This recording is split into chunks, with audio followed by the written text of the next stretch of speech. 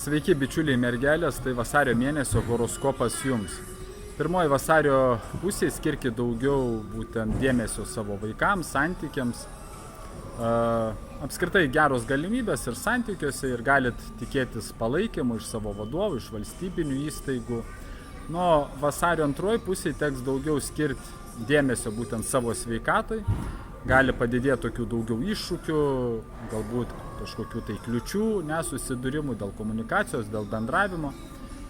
Bet palankus laikas susijęs su jūsų darbu. Darbe stenkitės irgi su visais stenkitės susikalbėti, gali tikėtis įvertinimo. Nuo vasario pabaigos bus daugiau laiko, kas susijęs su santykiais, palankus laikas santykiams, ypatingai jeigu jūs ieškot antros pusės, kas neranda.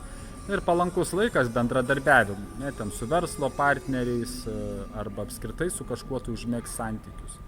Jupiterio planeta, jinai nurodo, kad vasario mėnesį jums bus palankus laikas irgi dalinti žiniom su kitais, mokytis, tobulėti. Jeigu yra galimybė aplankyti šventas vietas, palaikyti gerus santykius su tėvu, kreiptis į jį, patarimo, palaikymo. Galbūt pradėti studijuoti kažkokius tai šventraščius, vedas.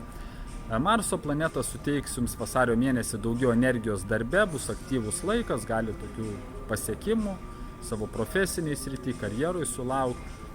Geras laikas dirbti su savo intuicija, medituoti, ieškoti santykių su dvasiniu mokytoju, su guru. Ir apskritai geras laikas tokiuose santykiuose su kitais,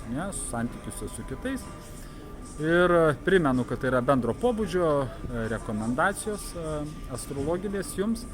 Nepatingėkit pažiūrėti mano video apie tai, koks yra jūsų ženklas, kad įsitikint, kad tikrai jūsų ascendento ženklas mergelė, kuriam aš sakau šį horoskopą. Na ir jeigu domitės būtent astrologiją, kviečiu jūs į Vedų astrologijos kursą pradedantiesiems, kuris prasidės kovo 2 dieną.